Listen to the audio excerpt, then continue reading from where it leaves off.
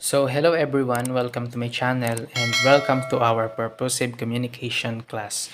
Our topic for today is communication aids and strategies using tools and technology.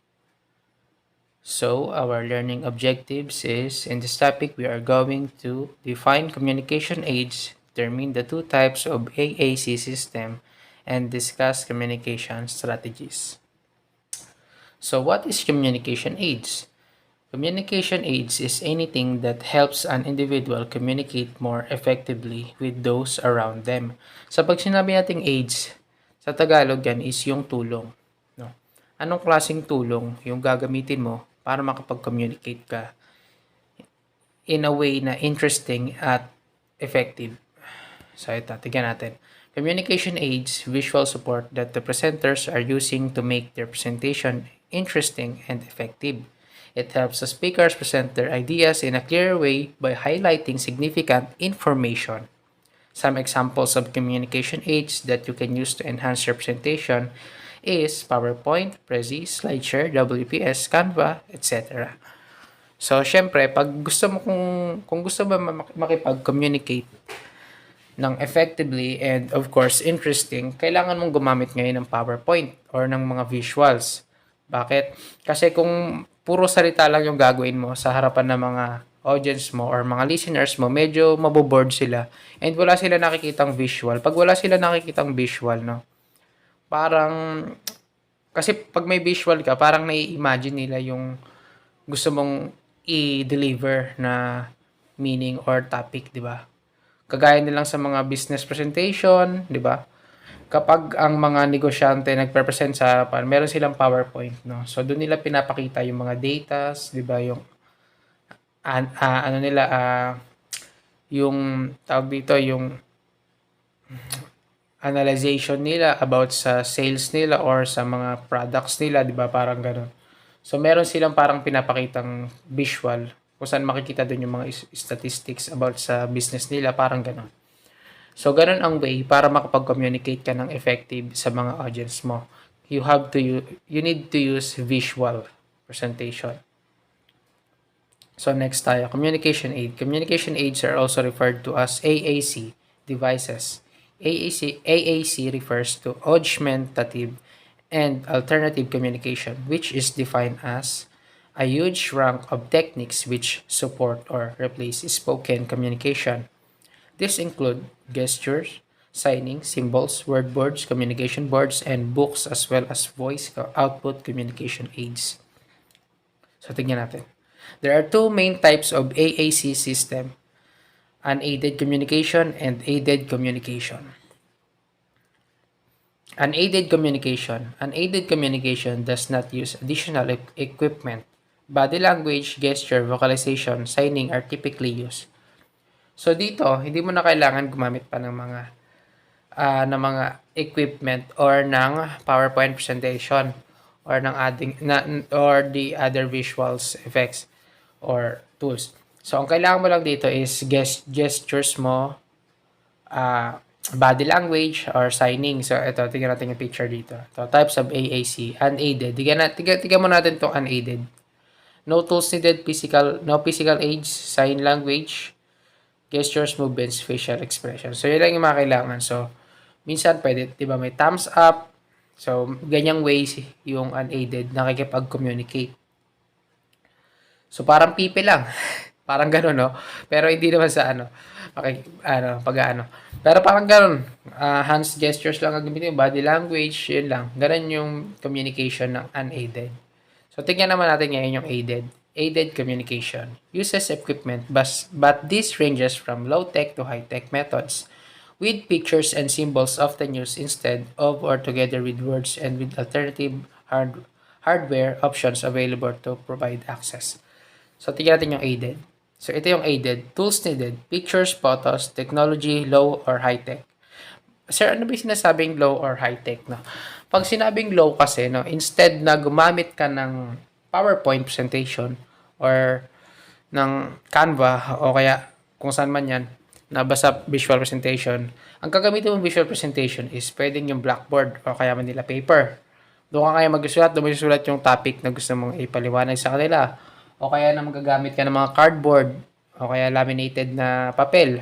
'Di ba gano'n? Parang sa teacher, 'di ba, gano'n yung ginagamit nilang visual sa mga kindergarten. Hindi sila gumagamit ng PowerPoint. Ang ginagamit nilang visual yung mga kagaya ng sabi ko, cardboard, 'di ba? Gumagamit sila ng mga gano'n o kaya yung blackboard na lang o kaya Manila paper. Doon nila nilalagay yung topic nila.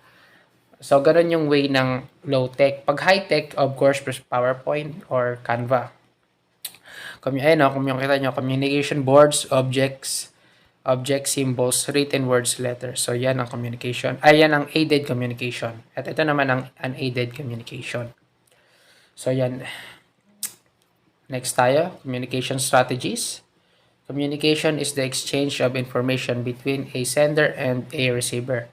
It used to be that you only had to worry about the way you communicated face-to-face or on paper. Technology has changed this completely. It is important for people to take into account every aspect of how they are relaying information. This is where communication strategies come into play. Communication strategies are the blueprints for how this information will be exchanged. So, blueprints. So, pag sinabi natin blueprints, ito yung ah, tinutukoy natin communication strategies. Kung paano ka makikipag-communicate using your strategies in communication. So, such as visual. So, pwede nyo na maging way para maging blueprints. Kasi dun mag-exchange yung information. Di ba? Visual, di ba? Ito, kunyari, for example, itong PowerPoint presentation natin. Parang ito yung nagsisilbing blueprint kasi dito tayo nag-exchange ng information. So, next tayo. Mas maintindihan pa natin yan. Types of communication strategies. Communication strategies can be verbal, non-verbal, or visual. Integrating all the strategies together will allow you to see the most success. This allows a business to meet employee needs and increase workplace knowledge. So, ang sabi dito, integrating. When we say integrating, pinagkasama natin yung verbal, non-verbal, at saka yung visual. So, kanina makikita nyo unaided and aided. So, hindi lang pwedeng aided lang, unaided lang siya. Siyempre, pagsasamahin natin yung dalawang yon. Bakit? Para makapag-communicate ka with confidence and effectively, di ba? Kasi kapag meron kang body language, tamang hand gesture, while speaking to your audience, no? It shows how confident you are when you're explaining your topic, di ba? And of course, samahan mo pa ng visual. Talagang maiengganyo yung mga audience pag makinig sa'yo, pag ganon. Kaya nga sinasabi nila integrating. So, yan yung strategies ngayon. Pagkasamahin mo yung tatlong yon. And of course, hindi lang to basta sa school ginaganap, yung reporting. Ma-apply din to sa business, di ba? Yung mga business presenters, di ba? Yung mga nagkatrabaho sa isang kumpanya, ganito sila mag-present. Ito, effective communication strategies. Adapt leadership role in communication. So, ano ibig sabihin ito? Kasi kapag nag-present ka sa harap or nagre-report ka, for example, as a student, no? You should adapt the leadership role. Bakit? Kasi pag ikaw yung nasa harapan, parang ikaw yung leader ngayon. Para ka nga yung teacher. Ikaw yung teacher sa harapan, no? So, once na tumayo ka sa harapan, ikaw yung magre-report ng topic, no? Dapat i-assume mo na parang ikaw yung teacher sa harapan, di ba? Kasi ikaw yung magtuturo eh. So, pati ngayon yung teacher mo na nakaupo, naka-steady lang doon, no? Para siyang estudyante ngayon, no? Ngayon, kung may gusto siya i-detect na information, of course, siya naman talaga yung teacher, no? Pwede. So, pero pag tumayo ka sa harapan, with confidence, of course, and assume that you are the teacher. Call some of your classmates, di ba? Tawagin mo sila. Magtanong ka about sa kanila nang sa ganun yung utak nila kasi minsan pag ang tao naboboard, pag ang tao kasi naboboard, parang lumilipad yung isip natin, di ba? Habang may nagpe-present sa harap. So, ikaw mismo habang nagtuturo, parang alam mo yon pag lumilipad yung isip nila. So, pwede mo silang tawagin, no? Nang sagang magising sila. And of course, yung ibang estudyante is maging aware din na, si sir, nagtatawag pala. Kailangan ko makinig. Parang ganon. So, number 2, determine key message areas. So, syempre, yung sinasabi dito na determine, tukuyin mo lang yung dun sa topic na yon na mahalaga. No, yung mga key information, parang ganon. So, yun ang i-explain mo, no? Hindi mo naman kailangan talagang habaan ang habaan, eh. yung explanation mo. Ang mahalaga ipakita mo sa kanila yung point mo, 'di ba? So next tayo. Developing your messages. Ito. Number one, identify your target audience, no? Bakit kailangan mag-identify ng target audience, no? Ang ano bang audience meron tayo? Meron tayong bata, matanda, teenagers, 'di ba? Adults, no? So paano ka makikipag-communicate lalo na kung nasa harapan mo mga bata, 'di ba? Anong gagamitin mong words, sentences, 'di ba? Anong klaseng gagamitin mong words, 'di ba? Hindi ka naman pwede magsabi doon ng mga pangmatatanda, 'di ba? Pag makikipag-communicate ka sa bata or kapag magtuturo ka sa bata, dapat mag-iisip ka ng paraan or ng strategies kung paano sila mai-engage dun sa topic na yun, no? Hindi ka kasi pwede mag-explain lang sa kanila ng parang formal and then strict. Kasi yung mga bata na matatakot and baka hindi nila magustuhan yung subject mo. So, dapat gagawa ka ng parang games. Yan yung mga ginagawa ng mga teacher, games, kung saan related doon sa topic mo mismo. So, kapag gano'n, yung bata mas naengganyo na aralin yun, no? Parang matututo sila through experience dahil dun sa games. So, sa pag mga matatanda naman, adults, of course, formal, tamang explanation, tamang biro ng konting share ng humor mo, diba? Parang gano'n. So, magigets lang yun ng mga matatanda, no? So, sa kanila, sapat na yung gano'n. And number two, focus on your objective. Ano ba yung layunin mo? No? Pag sinabi yung objective, layunin. Ano bang klaseng layunin meron ka? So, di ba? So, kanina sa atin, di ba, meron tayong learning objective. So, yun. Ano ba yung gusto kong layunin na makuha natin o matuto natin dito sa topic natin ngayon? So, number three, be relevant. No? Dapat yung dinidiscuss mong topic is magkakaugnay. Kasi kung ikaw meron kang topic, specific topic, and then mag-explain ka or mag-share ka ng walang connect doon, parang lumalayo ka ngayon sa mismong topic mo, no? Yung audience mo ngayon is medyo malilito. Ano kaya sinasabi nito? Parang gano'n. O kaya magbo-board sila, no? Hanggat maaari, iwasan natin magkwento ng talambuhay na hindi related doon. May mga ganun na speakers, di ba? Kahit magaling sila, minsan nadadala sila kung ano sila ng talambuhay, eh. Di ba? Yung teacher mo, baka ganon. Joke lang, joke lang. So, number four, be clear and concise to do this. Na maging malinaw and maiksi tayo. So, pag nagpapaliwanag tayo, syempre dapat malinaw and as long as possible, concise. No? Huwag na natin masyadong habaan.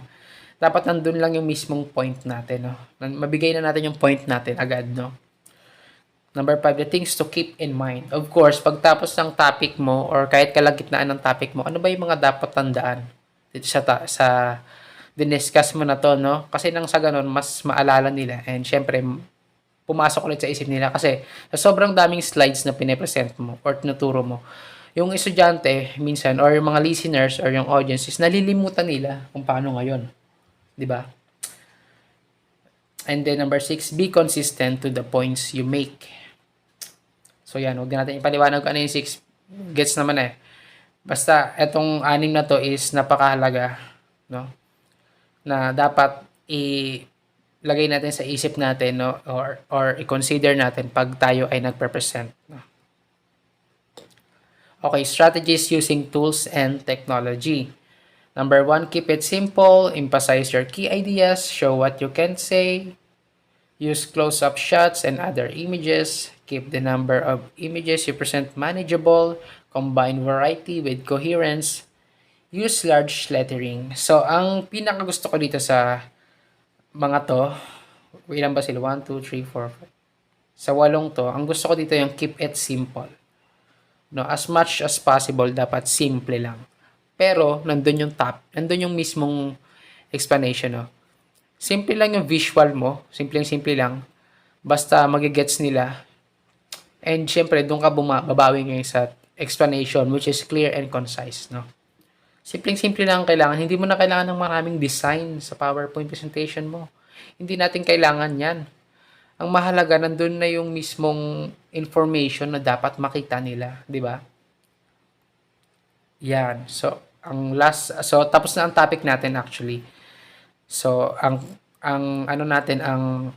question natin for today is why communication aids and strategies is important and effective to communicate and to share information with others. So, bakit ba mahalaga yung communication aids at saka yung strategies? para maka-achieve tayo ng effective communication, 'di ba? Para maging effective yung pakikipag-communicate natin, no? So, pwede nyo siya sagutin, no? Mag-comment kayo sa baba. Feel free to share your own opinion. Pero sa akin, ang my answer would be like this. The reason is kung bakit mahalaga yan. Kasi, di ba, may different audience different perspective. So, yung mga audience mo minsan, yung iba dyan, parang naboboard sila, nababagot. Ayaw nila makinig sa topic mo ngayon. Kung puro salita ka lang. So, dapat gamitan mo rin ng visual, no? Sir, pag ginamitan ko ba ng visual, makikinig na sila? Pwede, pwedeng hindi, pero at least, 'di ba, sinubukan mo and may chance talagang makinig sila kapag may visual na pinapakita sa kanila. And of course, mas magiging effective 'yun sa kanilang utak. Bakit? Kasi meron silang nakikitang visual nai-imagine nila ngayon yung gusto mong point, yung topic mo. Nai-imagine nila yung gusto mong i-deliver sa kanila o ipahayag na paliwanag. No, mas lalong nagigets ng mga audience. So, dapat talagang gagamit tayo ng strategies ng applying this developing, number one, in developing your message, no, apply nyo itong number one, no, identify your target audience dito sa question natin. So, paano i-apply, no? Siyempre, di ba, sabi ko nga kanina, yung audience, dapat malaman natin kung ano ba, para nang sa ganun, anong strategies yung gagamitin natin pag-communicate tayo. So, yun. So, itong reference natin dito sa video, no? So, dito na nagtatapos ang ating topic, no? Medyo mahabang maiksi lang siya, no? Actually, guys, marami pang iba't ibang video about sa communication aids. Pwede kayong manood, no? Pwede kayong manood, no? Ng kahit anong video or mag-google kayo. Sa Google marami din, no? So, ito yung akin, itong topic natin, itong akin pala, itong lesson ko is medyo maiksi lang, no? So, lalong-lalo na sa mga nanonood dyan, audience natin, whether you are in high school or college, most of the time college manonood dito kasi purposive communication to. And madalas yung mga eduk students, no? Ako din eduk students, no? Kung kayo eduk students is mahalaga to sa atin, no, na malaman natin to nang sa ganun aware tayo kung paano ba tayo mag-share ng information sa mga tao or sa mga students, no, in the future na magiging teacher tayo. So ganun lang, no. So yun lang, guys, ito na nagtatapos ang ating video. Please don't forget to like, share and subscribe, and of course explore about our topic, communication aids, no. And yun, thank you so much.